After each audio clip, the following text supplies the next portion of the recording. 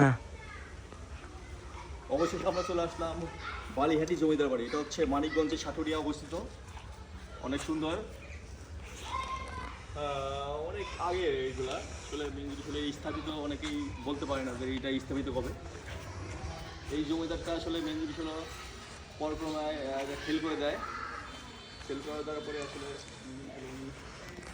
অনেক সুন্দর একটা জমিদার বাড়ি করছে।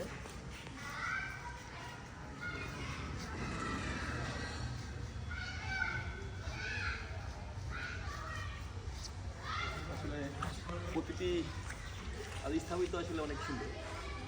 এখানে আসলে অনেক বছর আগেকার, যাকে বলতে পারি না যে আসলে এটা কত বছর হয়েছে।